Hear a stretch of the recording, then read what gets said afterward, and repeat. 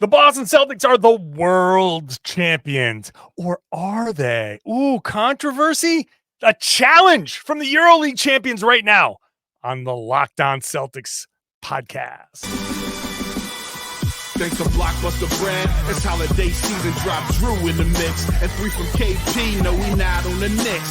Flushing competition like Al on Giannis. Juice and Big Juice, still Beantown's finest. Banner 18 going up in the rafters. Watch the C's game in Locked On NASA. Karalis on the breakdown, clutch like a tip from D White on the breakdown. John on the mic documenting domination. Matter pen a back bay, it's all C's nation. Rain and Jay's how we started, raising business, how we finish. Locked On Celtics pod, home of the winners. Peace. Hey there, welcome back to the Locked On Celtics podcast. It's right here on the Locked On Podcast Network. It's your team every day, Monday through Friday, at least through the end of July. Then 3 days a week, August, September, during the downtime, but still more podcasting than you're going to find anywhere else. Free podcasting about your world champion, Boston Celtics. I'm John Karalis. If you're new to the show, I used to play a long time ago in Greece. We'll be talking about Greece in a second. Now I'm a beat writer covering the Celtics. I've also written a book called Built Different. It's a commemorative book celebrating the Celtics championship, world championship run. So go pick it up in New England, find bookstores, even like a Walgreens or a Sam's Club or a BJ's, and online basically everywhere. Amazon. So I think if you're international, maybe you could just go through Amazon and order it.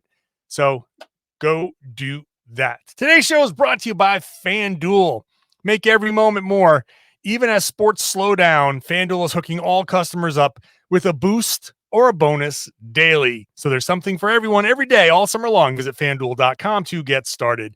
Tom Westerholm, Boston.com, various other establishments for his writing, but here on the Locked On Celtics podcast joins me. Tom, first of all, how are you, sir? I'm good, man. How are you? It's been a while. I'm great. I know it's been so long since we've talked. My Greek brethren are up to their old tricks. Bombastic statements. We'll get to Team USA. We'll talk about the Celtics and Team USA. We'll just have some fun with this episode. The Greek club Panathinaikos has you like that, huh? I knew that. Panathinaikos has won the Euroleague championship. Congratulations to them. They beat my team, Olympiacos. Now, Olympiacos is from Piraeus. That's where my father's from. So it was a little like a thing. Panathinaikos is an Athenian team. Wears green and white. They have a shamrock. The Celtics fans, they kind of like that. And their coach, after the Euroleague championships, said, quote, after the Boston Celtics became NBA champions, they tweeted world champion Boston. The Euroleague also tweeted, beat this team first with our photo. They see themselves very highly. They want incredible numbers to come and play a game in Europe. You're not the world champion. If you want to get the world champion title, come and beat us, the EuroLeague champion, if you are so confident. I say come and beat us. That's a translation. But I love this because, first of all, let's get this out of the way. If the Celtics played Panathinaikos, they would get smoked. Correct. It would be a bloodbath. The Celtics would win by 50. Celtics would lose by 50 for sure. That's right. That's what I meant to. Did I say win? I meant to say. You did. Yeah. And Juancho, Hernan Gomez, Kendrick Nunn, Kostas Antetokounmpo would have something to say about the world champion Boston Celtics. Yeah, that's a murderer's row. That would be doing things against the Celtics. Yeah. I love this. I love this because, it's the Greek team and, it's screaming at the bully from across the schoolyard, knowing that the teachers are in the middle and it's never going to happen. But it's like, you can't, you got nothing on me. You come beat me up. Go ahead. Come over here. I dare you to come beat me up. It makes for a fun kind of social media thing. But let me be clear about the Celtics are the world champions. And I say that in terms of they are the best professional team in the world. And I don't think there's any doubt about that. No. This whole thing, when it comes to world champions, and I've said this before in a podcast, I'll reiterate this. I'm not talking about Olympics. If somebody goes, well, go ahead and beat Team France. Like, no, that's like first of all, they probably could. Okay. But that would be tougher. But that's a national team. We got a national team to go do that. That's a conglomeration of all the best. By the way, has many Celtics on it. That's right. But when we say NBA world champions, that's for professional teams, right? This is not national teams. That's a different thing. There's an Olympics and World Cups and various international competitions to determine the best national team each couple of years, 4 years, whatever competition you're looking at.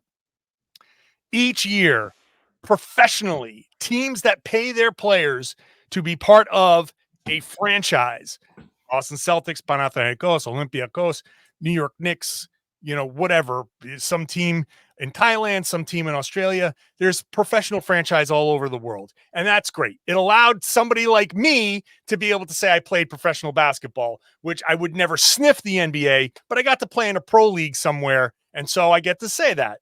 That's great. I love the fact that there are so many pro teams. The NBA champion is the best of all the pro teams, hands down, not even a debate. They shouldn't even be bringing this up. And that's the end of the story. Having said that, Tom, your reaction. I disagree with everything you said. I think no, but like here, okay. So here's my take on this, right? Soccer, you in Europe, you got your Premier League, right? Yeah. But you also have Serie A, you got La Liga, you got like really good other leagues. Like Premier League is I mean, I personally enjoy watching it the most, but there's other leagues that have better teams. Like Real Madrid is awesome, and they obviously are not in the Premier League. So like what they do is they have a simultaneous league that runs alongside called the Champions League, a simultaneous kind of like tournament thing that runs alongside, your Premier League season, your La Liga season, all that. Obviously that works because it's in Europe, right? And so guys can like jet a couple hours away, whatever, no problem. Play their game, come back, play their regular club schedule. So you can't do that with all the teams, right? You can't have like a Champions League that runs alongside because you can't have NBA players flying to London to play a game. That's right. However, if FIBA wanted to get serious about doing cool stuff, it would be pretty sick to have like a cup of some kind where it's like your Euroleague champion plays your NBA champion. And of course, the NBA team is always going to win. But like, what if they didn't? That'd be sick. Like, it'd be so fun to just have a Euroleague champion who's just like, no, we're the world champions. Nope, we did it. Your best player went 0 for 16 for some reason, and we're the world champions. Like, I think that'd be awesome. I think that I would love to see a little cup, a little national ball. Let's grow the game, guys. I think that's great. You got this new African league. Like, there's some monster teams there. Like, I don't know, man. Let's get there. I feel like that would be amazing. But I don't know how they would pull that off unless it was in season. That's the hard part, because once the Celtics season is over, okay, so let's just say you're gonna take the NBA champion and you're gonna do all the champions. It's the quote unquote Champions League. So Euroleague and all these other leagues, they're gonna have we're gonna do a tournament of some kind, and the NBA champions are gonna go and participate. We've agreed to that. First of all, those guys, the Celtics are going to be like, well, okay, who are we getting paid for this? Who's paying us for this? Right. Like, number one. Some governing body would have to fork over a good amount of bread. Yeah. Then we're talking like mid-June, right? How many more games are you playing? So I wouldn't do it in June. But if I were doing this, I would take it into the next season, and I would just kind of accept the fact that there would be some changeover. Okay, yeah, it's like you earn as the NBA champion, you earn the right in the upcoming season to play the next season, even though, there will be some turnover here. I actually have not watched a ton of Champions League yet, so I don't totally know how it all works. I'm still in my infancy stages of soccer fandom. I love it. I got it. Sure. But yeah, just carry over. So it's O'Shea Brissett's not going to be there, Well, yeah, probably.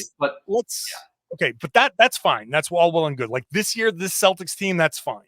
Yeah. But what happens, and I'm going to ask this question, I'm going to take a break, and then you can answer on the other side, because I love the idea. It's just, I think you're not able to pull it off. I also don't think it's feasible, but I will continue to argue for it. Let's talk it through. This is podcasting, baby. What happens in 2 seasons when, let's say, the Celtics win? Hell, let's say the Celtics have won their 3rd championship in a row. And then they go, okay, that's great. 3 and we're done. It's too expensive. And Jaylen Brown says, I want to be traded. This is great. Now send me to Atlanta. I want to go back home and see if I can do this with the Hawks. Let's just pretend. And they break the team up and they start to rebuild. Or let's not even say that. Let's just say it's Tatum and Brown and Derek White, and Holiday goes and Porzingis goes and everybody else kind of goes and they start over again. Well, what if the team is rebuilding? What if the team does go all the way, strip it down to the studs? What if something happens? That's where that team, like if we sent the Washington Wizards over, that team would probably still win. If we sent the Portland Trailblazers over, they would probably still win. Depends on the problem is. That's right. And then that's a given. But So what happens then? All right, let's chew on this for a second before we get into the Team USA stuff, and then we'll try to hammer this out. Today's show is brought to you by FanDuel. FanDuel is here for you every day, even when sports start to, take a little bit of a pause, especially in this Olympic year. Women's basketball, WNBA, big break, a month off. Major League Baseball's in the All-Star break. Things have slowed down, but FanDuel still hooking you up. All customers, new customers, customers that have been around for a while, you get a boost or a bonus every single day, all summer long. There's something for everyone. So head on over to FanDuel. Start making the most of your summer. Now you can go. There are lines on Summer League if you're so interested. Celtics are 5.5-point favorites over the Dallas Mavericks. Once again, obviously the Celtics are favored over the Dallas Mavericks. So welcome to game 6, I suppose. Just garbage time, extended garbage time after that. So, but if you want 5.5 on the Celtics, go for it. It's over there at FanDuel. If you want, just use the tools that they have. You can set your limits, set your budget, have fun with your disposable income. That's what we all want. And then you can go gamble responsibly at FanDuel, the official sports betting partner of Major League Baseball. Thank you for making Locked On Celtics your first listen every day. Go check out Locked On Sports today, streaming 24/7 over on YouTube, on the Amazon free Fire TV channels app. It's real talk, real sports, real conversation, all the local experts all over the network giving you meaty, substantial sports talk. So go check it out. Don't deal with those fake argument shows. That's crap. You want the real talk. So go do that. Real talk here from Tom Westerholm. We're trying to create a world champion here. How do we do it? Whoops. Your point after the going into the break, two things about that. One, very rare that you see a championship team broken up, right? Like championship teams generally try to stay together. Number two, if the championship team breaks up, the championship team breaks up, and they just have a chance to lose the. I think that's just like the price you pay for stripping things down, right? Maybe some guy got injured or something. I'm thinking of like a Warriors team that made multiple deep runs, and like maybe somebody got injured in the finals, and they're not going to be available for that. It's just that's just how the cookie crumbles. I feel like, and then you just play. Like I don't know, roll the ball out. One and done, or are you playing series?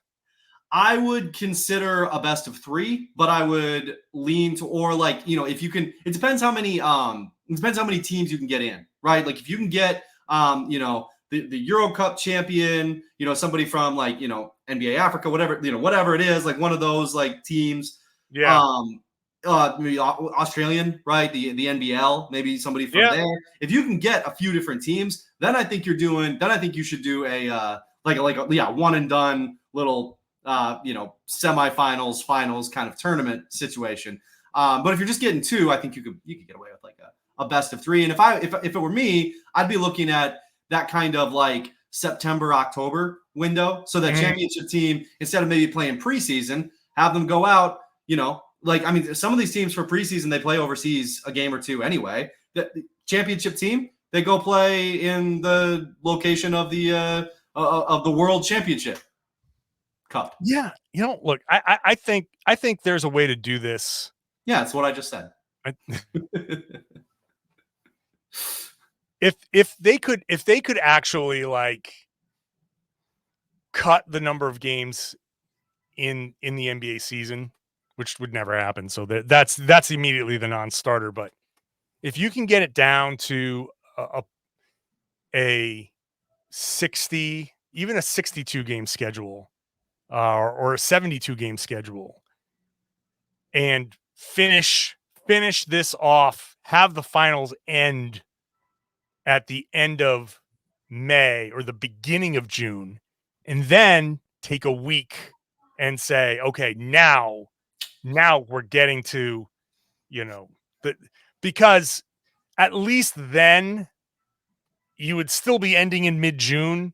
You're taking the 10 games, the 10 regular season games, and kind of tacking them on at the champion gets to play the extra. So they would still play their 100 games or so, like the Celtics played 100 games, but it would include a postseason tournament. I don't know if I would. I don't know if I would do that, because I don't think at the end of, like, if you win an NBA championship, like, you're done. Like, it's like you're gonna go celebrate. Yeah. You're done. I don't think guys would want it. I think this would be something that you do your training camp and then you fly overseas, like the next with whatever team you got. The 2024-25 Celtics are the team that goes overseas.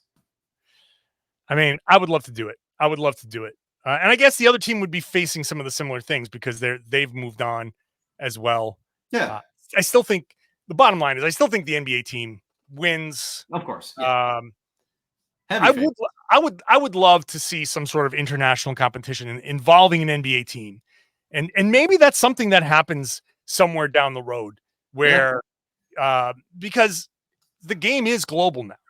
And so why not have a professional kind of like the NBA team goes to, Spain and then Euroleague, like you can kind of do something. Like, why not create a league? I guess the problem is, and I'll wrap it up this way. America is just too big a country. It's the size of like Europe can do it because it's basically if, you took the United States and instead of 50 states, you dropped it to like 30 countries. It's like then you could travel to each other, like just like the NBA travels, to state to state to state, and you can do something like this. It's tough to cross oceans to do this, but I just do that in the preseason. Teams cross the ocean in the preseason. No, I know, but it's tough. Like you have to start your preseason early, and it's not indicative. I want to see this Boston Celtics team. I want to see the team that just beat the Mavericks turn around, go to Europe, and kick the crap out of the Euroleague champion and just be like, yeah, world champion, drop the mic, and then walk off and just be obnoxious because we're the United States. We can be obnoxious about things. That's what we do. We're big, we're bold, we're brash. USA, rock, flag, and eagle.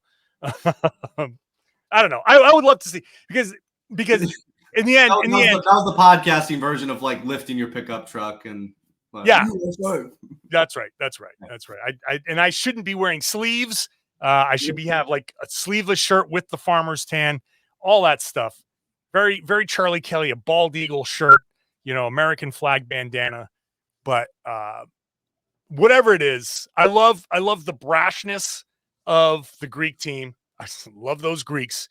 Like, no, you're not the world champion until you beat us, knowing that that's never going to happen. But also, if it ever happened, you'd get destroyed. I want to see Juancho Hernan-Gomez try to guard Kristaps Porzingis for like 3 plays. Just try it. Anyway. Yeah. All right. Yeah.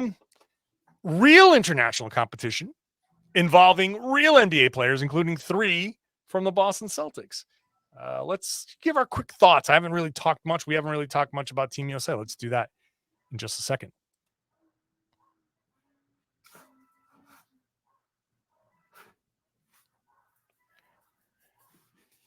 Team USA just wrapped up a little stint in Abu Dhabi. Now they're in London. They will play on Saturday against South Sudan. And one of the teams that's in their group, in the group stage at the Olympics. So kind of an Olympic tune-up.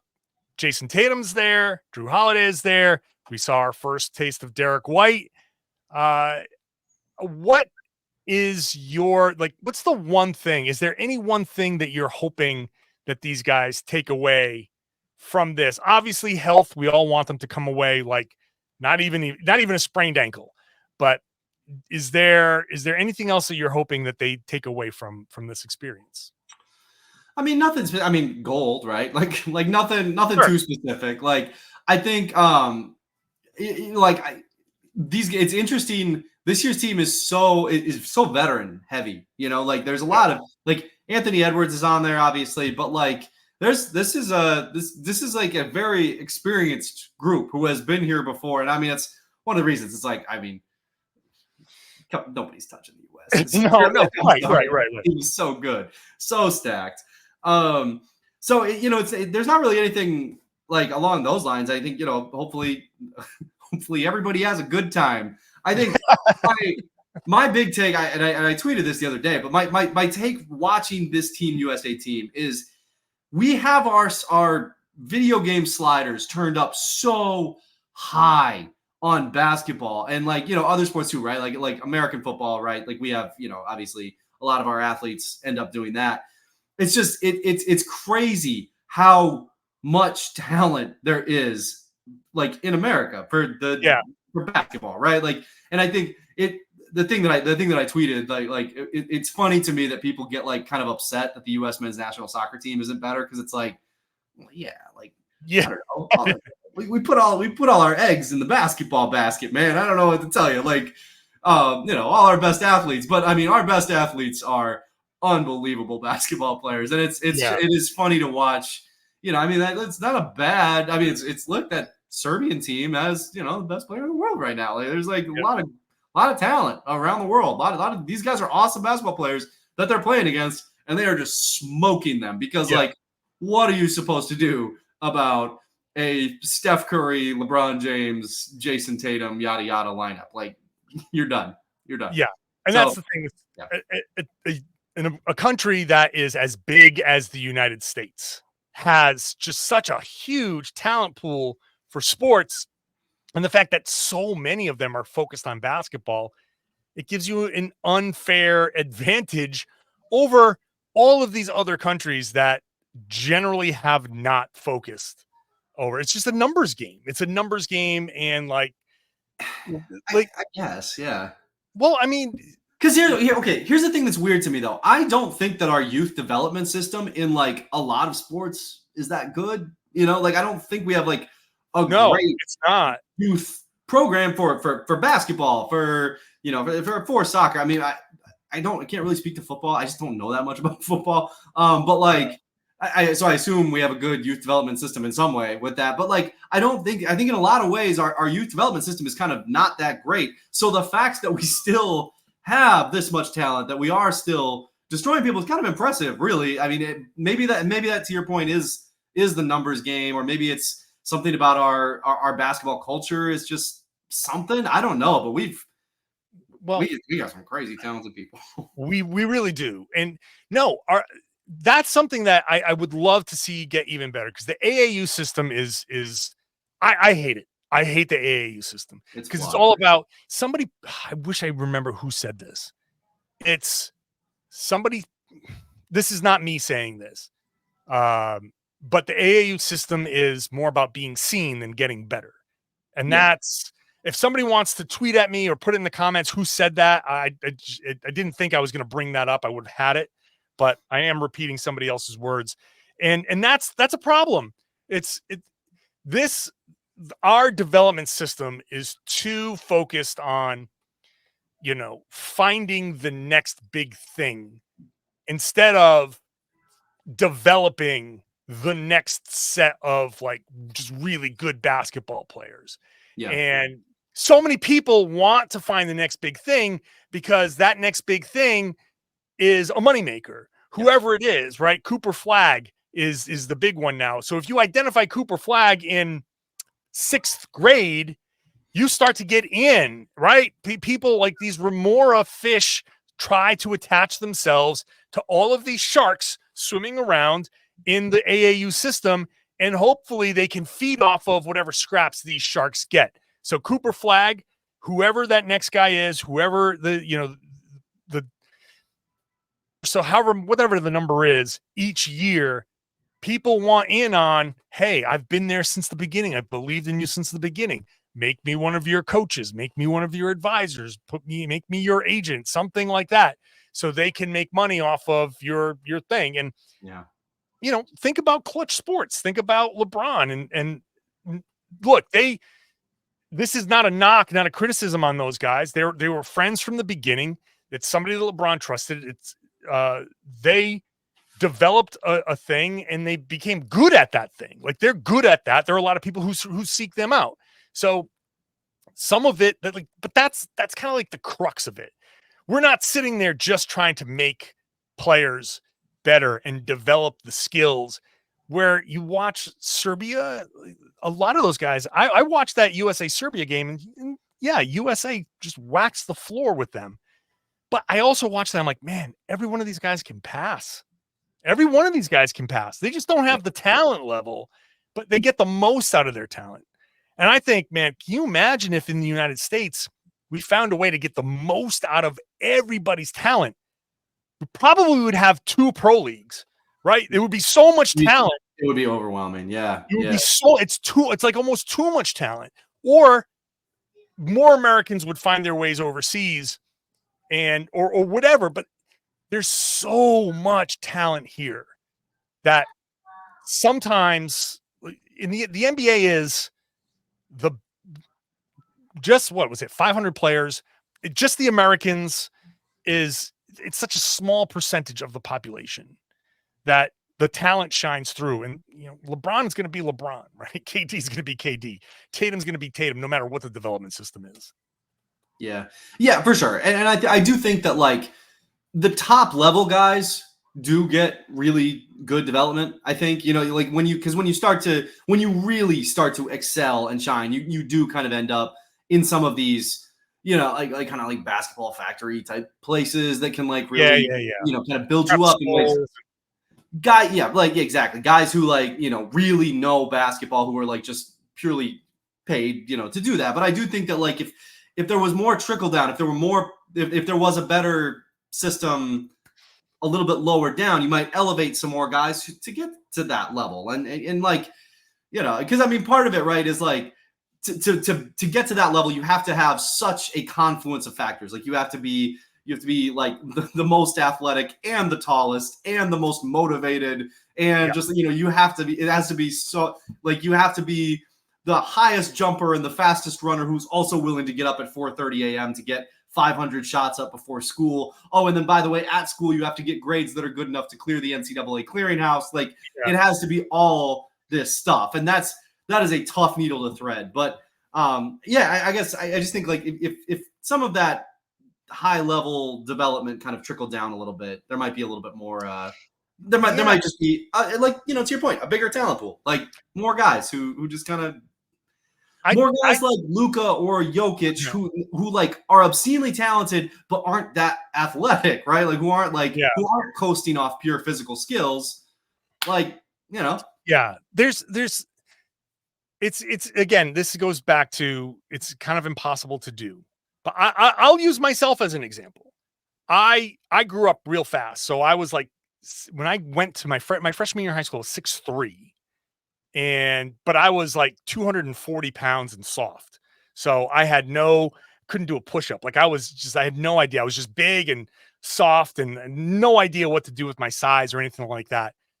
And there was just never anything that would look at me, no kind of program that would look at me in anything that I had been doing at that point and say, hey, I know that this is Rhode Island, and in Rhode Island at your size, you're a center, but maybe we should get this kid into, dribbling, and because you have the potential to be a point guard. Like I keep saying, if I was born in Brooklyn, I would have been dribbling a basketball at 5 years old, and it's just, sometimes it's luck of the draw. And who knows? If I had gone down that path, maybe I would have been a worse basketball player and it never would have worked out. You never know how it would have gone.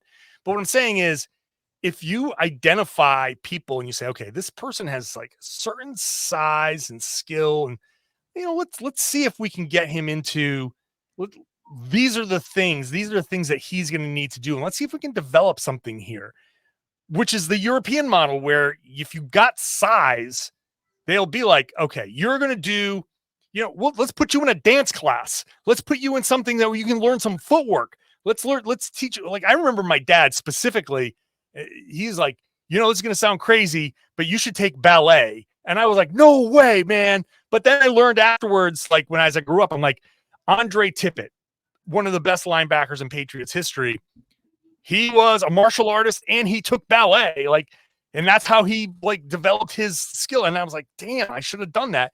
And I know I took martial arts later on in life. I'm like, man, I should have done this when I was younger. There was nobody. Joe Mazzulla is nodding so hard. Yeah, right. Exactly. Those types of things are like, I would love it if there was a developmental program to get kids. You're like, man, you're a big kid. Hey, are you interested in basketball? Let's teach you some of these skills that let's get you into a thing that's not AAU, just development. Let's get you some of these footwork. Let's do these types of things, some sort of immersive type of stuff to let's see if we can develop you. Maybe you could go down that route, but it's just, America has so many more opportunities, frankly. And I can go down. I could talk about this all day. Frankly, America has so many opportunities to do so many things, educationally, creatively, in other sports, that you don't have to be like, if you're Luka Doncic, in Slovenia, hey, this kid seems to like basketball. Let's really try to hone that and, develop that. In the United States, it's like, he likes basketball, but he also likes science and he likes to draw, and let's do all of these things. And that's great. But from a specific we wait as a country. We wait until people get older to then figure out, like, it's like, by the time you're 17 or 18, unless you're one of those few standouts, we haven't developed that like role player type of player in this country, I don't think.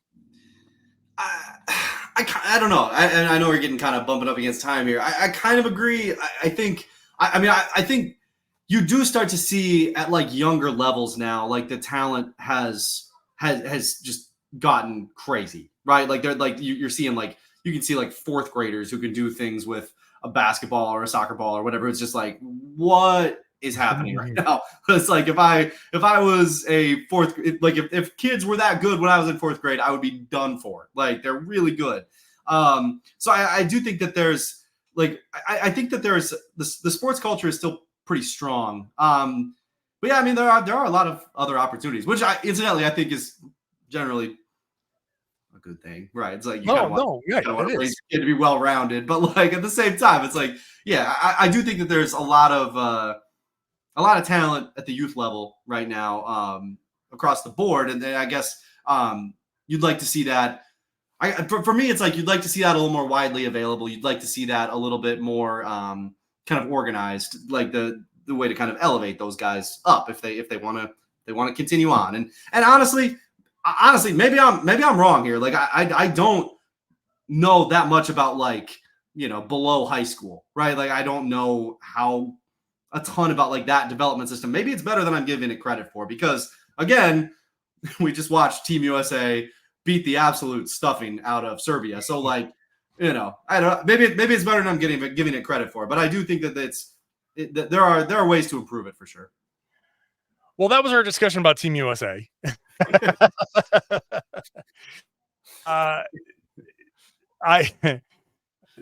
Yeah, we went down a tangent there. I will wrap this. I will wrap this up by saying, just my one Team USA take. I'm happy that they're starting to take fit into consideration because of all this stuff. I like the fact that they're taking fit into consideration, because this should not be the 15 best players or the 12 best players in the NBA anymore. That's not how this works. It's not how it should work, because of the developmental system and the way that all these players play in these other countries. This is not a knock on Jaylen Brown.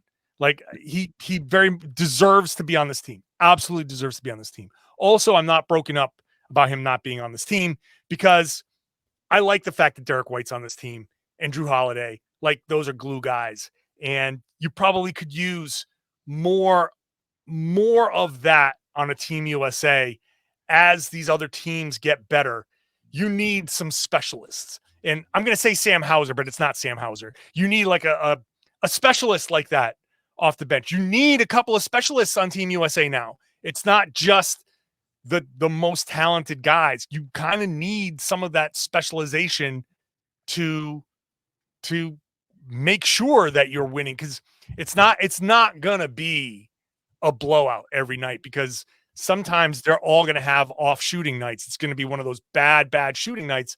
And how do you win? How do you beat a good team? How do you beat a Spain or a France or these really good international teams? So I'm glad that they're starting to take fit into consideration. Yeah, no question. And I think it kind of speaks to the point that we made a lot about the Celtics, right, during the playoffs. Once you get out of the group stages, you kind of run into that same thing of like, how do you solve this very specific problem right now that Steve Jones was talking about on Twitter that we both were like, ooh, that's really good. And it's also the case here, right? Like, and that's where fit comes into play. It's like, hey, how do I solve this really specific problem right now? Have a guy like Derek White who can solve a wide variety of problems, kind of on a moment's notice. Like, it's versatility. It turns out it's very important in basketball. Very important, yes. It's also very important that I wrap up the show here, because I don't want to get into trouble. All right, Tom, always appreciate having you on, my friend. Appreciate you, man. And I always appreciate having you, the listener, the watcher. Let me know what you think. There's a little bit more of an existential podcast there. We're getting deep into development and all that stuff, but that's the kind of stuff I really do love. So let me know what you think. Subscribe to the podcast. Again, 5 days a week for the rest of this month. And then 3 days a week, August and September during the downtime. And then October comes back and the Celtics come back and we come back 5 days a week, because we're here for you. More podcasting, free podcasting you're going to find anywhere else. So subscribe, watch the show on YouTube, get into the comment section, and share the podcast. Tell everybody they should be listening to and watching the Locked On Celtics podcast here on the Locked On Podcast Network. It's your team every day.